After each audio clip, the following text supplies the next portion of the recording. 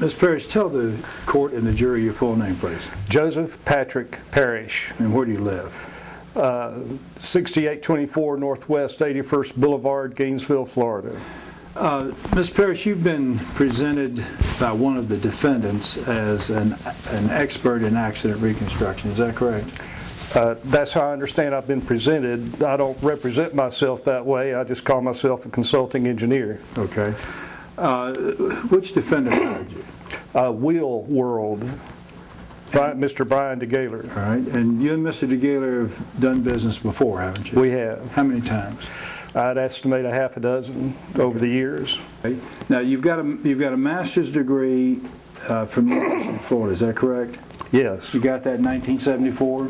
Correct. And what was your degree in? Civil engineering. You have investigated rollover accidents in the past? I have. Have you determined in the past what the leading edge of the roll is? When you say the leading edge of the roll,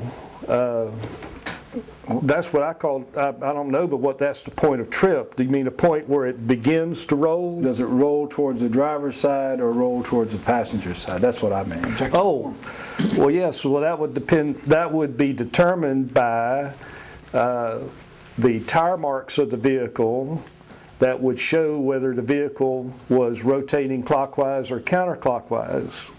And in this case, your opinion is that the Toyota rolled over driver's side first, correct? Yes. Okay. And in your experience, when you take the first roll, and I'm going to call the leading edge being the driver's side. Yes. And in that context, you agree that would be the leading edge? Well, the left side was leading. Okay. In a multiple roll, what is your experience as to which side sustains the most damage on the first roll, the leading edge or the offside edge? Well, that is a function of how much spinning rotation is induced on the vehicle by the tripping mechanism. Some vehicles will trip and have a gradual roll, in which case the first leading edge may be the left roof line.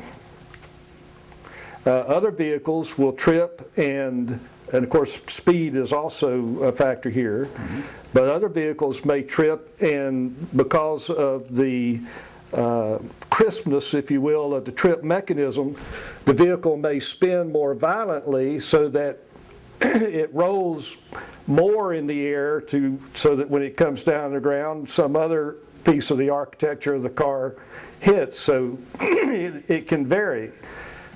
Let me work with that for a moment. Depending on the speed, and you use the word crispness of the trip. Yes. The leading edge of the roll can oftentimes escape damage, and the first roll impacts the off side, or in this case the passenger side. Yes, that would take a particularly crisp the vehicle would have to spin pretty abruptly in the distance that we've got from the end or from the point of trip to where the first mark occurs. Okay. And if I may go ahead and volunteer, sure. It was my belief that that was likely the roof line at the left front A-pillar where those marks were produced. Okay. Well, let me just. But I really don't have a dog in the fight after the vehicle begins to trip. That's just been my supposition. Okay. I understand we're going to get to that as to how you calculated that, but you did calculate the rollover, the speed at rollover at 66 miles an hour. Yes. Depending on how crisp the tripping mechanism was, is that sufficient to put this vehicle so that the leading edge of the roll doesn't sustain the initial damage, but the offside sustains the damage? That's possible. It just depends on on the nature of the trip mechanism, and you know, Right. You have to evaluate the physical evidence accordingly. In my case, it appeared to me that there was scrape at the roof line at the left front A-pillar. And I don't believe, I think the only place scrape could come from would be from contact with the pavement. I don't think you get scrape from contact with the ground, but I may have misread my photos. I wasn't, I'm offering this simply as being an observation that I've made. I haven't rendered opinion in this regard, but I know it is of interest as to what produced that first mark after the point of trip, and this was what I had thought it was. And that's really what an accident reconstructionist does. Don't you and anyone else doing this work look for witness marks or physical evidence that's left at the scene. Yes, you always try to inventory all the physical evidence and, if possible, use it as the basis for reconstructing the accident and only use reliable witness testimony when you need to fill in the gaps. And what you do when you're analyzing the evidence is you try to match up what you find as witness marks to other marks to see if they match up and make sense, correct? That's correct. And if we're going to decide, or we're going to try and determine whether or not the driver's side sustained the most impact damage on the first roll as opposed to the passenger side, wouldn't you look at which side sustained the most damage? Certainly. I may have been misunderstanding the thrust of your question. Obviously, the crush damage to the vehicle will speak for itself with regard to the energy that was associated with that collision with the ground. The first mark that we see is more indicative of a relatively minor, almost skip type impact or contact with the ground, in my opinion. But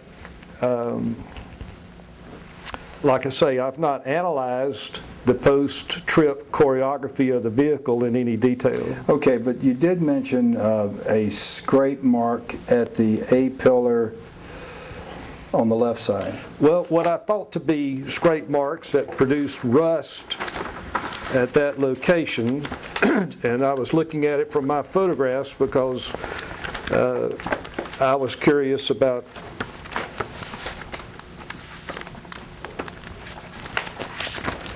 that.